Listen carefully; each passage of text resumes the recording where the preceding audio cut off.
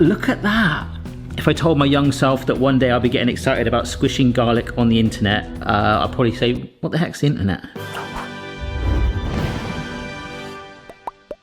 Hello everyone, it's Barry here. Hope you're well. Today, we're attempting to try black hummus. Today's video is a recipe, it's a new Barry Tries, part of my playlist where I try recipes from famous chefs and blogs. And yes, this one's from Tasty, and it is indeed, yes, black hummus. Thanks for coming out, keeping the dream alive. We've been black hummus. This is not my first rodeo. We did black lemonade using activated charcoal. You guys love that too. So I thought, do you know what? Black garlic, we're not just gonna shove that into the hummus. No, this is actually using an ingredient that I wanna kind of learn what it does and why chefs kind of rave about it, and then potentially do a follow-up video where we make our own. Yeah, it felt a little bit like a cheap versus steep video last night because I went to the general steep supermarket I go to and spent £4, oh wow, on this. A dark black bulb of garlic. And it smells really slightly sweetened and charred and intense, but nowhere garlicky.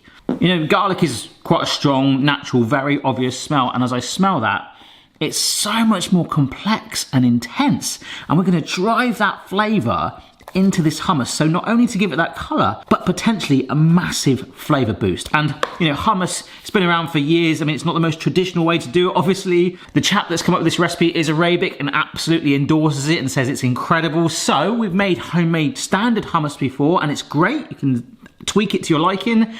But let me tell you a little bit more about it, hang on. Black garlic is made when heads of garlic, or even separate cloves, so if you just wanted to do one clove you could, are aged in an environment controlled humidity. The temperatures range from 60 to 90 C, so fairly low, for 15 to 90 days with an 85% humidity. The enzymes that give fresh garlic its sharpness break down. The cloves turn black and develop a sticky, date-like texture. The distinct pungency, I think that's a great way of describing garlic, of fresh garlic is softened such that it almost or entirely disappears. I agree with that. And the garlic develops notes of licorice, tamarind and caramel. Oh my gosh, let's have a look.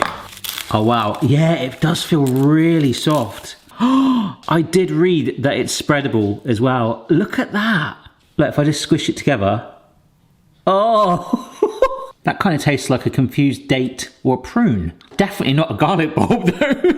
What? Yeah, the taste of prunes reminds me personally of when my mum used to work in an elderly person's home. But there is some slight licorice notes to it. Notes is very posh, I would never normally say something like that. But it's definitely masked by a sweetness from that sort of pruny, datey texture. It is spreadable, a little bit more like a pate, or indeed a hummus. Oh, it's sweet, it's like a jam. I really want to make my own homemade version of this yet, but let's just see what this black hummus actually tastes like. First, toasting some black sesame seeds. So we'll be making a normal hummus alongside it with a normal garlic clove. And a little bit like a gremlin, storing it, you got to keep it out of sunlight. Although feeding it after midnight, let's not go there. So we're gonna make a tahini, which you can actually buy as a paste already in supermarkets, helps to make hummus. It's kind of like a sesame seed paste. So we get black sesame seeds. Now these aren't always easy to get hold of. Now the difference between them is slightly more nutty or rusticy taste versus your standard sesame seeds, which you can see in there. And I can't always get them. So in the past, I've replaced them, if I wanted that sort of speckly look, with something called nigella seeds, which is basically onion seeds, so it's completely irrelevant, but I just thought I'd show you. They visually look quite similar, but I've got to try and toast these, which of course we drive flavour into that, like we did with the homemade Wagamamas the other day. We're going to try and toast something that's already darkened in colour. So if I can burn something that's already black, that's going to be quite impressive. That's the first step. This is 50 grams of sesame seeds. The recipe calls for 4 times that amount, but I only really want to make a small bit today, so we've got to try and toast this, keep it jiggling. Yeah, I'm going to go for that sort of aromatic, non-burnt, non-scorched, non-charcoal smell, if that's all right with you. Because these are the only ones I've got. And I really don't want to go and buy some more. As a black pug, I think he's going to endorse the hummus. We'll get it into this bowl now, well, where it should be a little cooler. Folks, my back's killing. I've just literally, I'm being honest, I've come back from the osteopath this morning and ripped me apart. And like, do you lean over a lot? And I'm like, as I film this scene right now, I'm like, no, So if a camera person does come along and start helping me, just know that I'll have a bit of banter with them, of course, but like it's hopefully reducing the osteopath time. It hurts, but it was cut up. It's nice pain, you know? Anyhow, toasted black sesame seeds. I've got my mini blender chopper thing here that I've decided to call Ken. Giving that brand way too much love. Like, you know, my new microwave. Asked for you guys for suggestions for names, and Mike was the popular one. And I'm gonna probably have to do this in batches. So I've got a tablespoon of oil. I've put about half of that in there. Let's go. I took the blade out. Ah! It's like sand. Remember to put the blade in the whizzy machine. It's just gonna look like a big blob of black sand. But that is emitting an amazing toasted smell. Honestly, it just looks like black soot, but promise you, that smells like really deep sesame oil. So I'm just gonna keep adding the oil, blending it up, because you wanna get it as smooth as we can.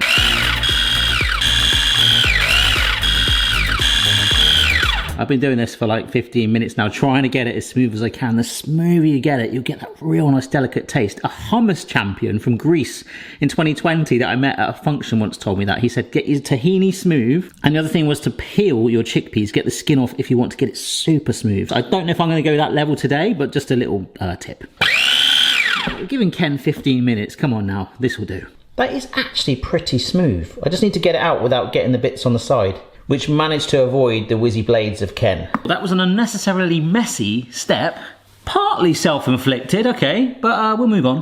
All right, so here are the chickpeas, also known as garbanzos. So we're draining these off, and that is that skin that I'm talking about, if we can be bothered to peel them all, which I'm not today. This stuff, the chickpea water, or aquafaba, I think it is. You guys told me this actually a few years ago when I poured it down my sink. You can actually use this to do like crazy stuff, like some things in mayonnaise, foam for your cocktails, or meringues. This is for my blender. And you're probably thinking, who's Glenda? Yep, my blender. The recipe's telling me to add in some standard water, so I don't know why I couldn't use some of that chickpea water, but that's fine. We've got the juice of half a lemon. I generally love cooking with lemons because afterwards everyone's like, oh yeah, it smells really nice. There's probably a reason why they use that in a lot of like disinfectants and cleaners and stuff over garlic. We also need to add in about 1.5 tablespoons of olive oil. And if you saw the recent pizza cheap versus steep video, you'll know that I'm pouring away pound notes right now. I paid £18.50 for a bottle of olive oil. Yeah. I don't think this is absolutely critical, but we have this in our house, and any opportunity to use it, I'm gonna do it. Like a couple of weeks ago, I didn't even really know this existed, but it's so simple to peel this. It almost wants to just come out of its casing. Actually, a way to visualize this, obviously it's gonna just get whizzed up anyway, but with a garlic clove, look. Oh, a little bit of toughness, you know, to chop it up like that. If I was to do that with one of these, just mushes it. It's all going in, gonna get whizzed up, so I just wanted to do that for my own benefit, really. That was fun. If I told my young self that one day I'll be getting excited about squishing garlic on the internet, I'd probably say, what the heck's the internet? But we'll stick it in there. Oh yeah. Just the tahini to go in, and that is it. So hopefully from this in a second, we're gonna see some black hummus. I'm fairly hopeful. That is extremely dark. Here we go.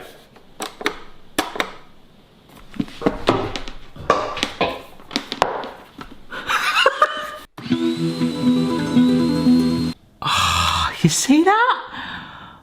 Ah, the blades show it really well, to be fair. It smells just like hummus. Right. So now I'm gonna get Ken and make exactly the same recipe, except I'm just gonna use white garlic. So pretty much identical. We'll whiz it up in here and do a little taste test to see if Glenda has made this. I mean, it looks, oh my gosh. It is certainly smooth. My Greek friend would be proud. Back is killing. Oh. So I think we'll go for the standard hummus first. Ooh. You can tell it's homemade. It's just got that freshness, that coolness, the real pop of that oil and the zing from the lemons. That's good. It's absolutely fine. Oh wow. That is much more paste-like, but there's still a texture in there. You can't see it. It looks speckled, but the lemon doesn't stand out so much at all. Your tongue is kind of like on this weird like taste journey of like woody and earthy and sweet specks all over your tongue. Like all these, it's like so much depth to it. And as an overall thing, it is a lot more sweeter than that. That is just kind of more savoury. I'm not saying I want to put it on a cake, but there is like a real sweet link, and I think it's working with the lemon to create this sort of zingy sweetness, and the depth of it. Yeah, and remember, it's not going to be £4 to make that bulb of garlic. That's just one that I bought. You can buy a bulb of garlic and take your time and do it yourself, and I really want to show how to do that now. This absolute mountain of spreadable charcoal is what it looks like, but there, I mean, look, it probably looks really bland and boring, but I'm super impressed by this. It's not quite that real caramelization over sweetness flavour. It's just there, like a delicate sweetness. And it's the sort of thing that you can go, do you want some hummus, and serve it to someone, they'll be like, what? And then you can go down this whole avenue of talking about black garlic cloves. Most of my friends want to talk about, like, are they actually ever going to do a Back to the Future follow-up? I really hope they don't. The musical was amazing, by the way, though. That's my little top tip. But I'm curious about food, I am. And I found this really interesting today. It wasn't just a Barry Tries where I do a TikTok. Today, of course, do check out the playlists for those. Today it was all about discovering a new ingredient, and I really like that. So let me know if this does tick your box for black garlic clove awareness, or indeed you do want me to follow up with making my own homemade one. They're gummy, mushy, but full of flavour, nutty, intense, woody, slightly sweet. Couldn't get the licorice, which is a good thing for me, but it's certainly a conversation starter. I don't know if you can tell, and I ended that sentence quite quick because my back was hurting, but if you enjoyed the video, don't forget to give it a like, share it with someone you think might enjoy it too. Subscribe for regular food fun, and keep the suggestions coming in for more Barry Tries. Also, check out the black lemonade if you wish. That was rather stonking indeed. Visually a bit weird, but tasted all right. Remember, that was just activated charcoal, or I could have just got some soot for the lemonade, whereas this actually added a whole new layer of flavour. Give it a go, folks.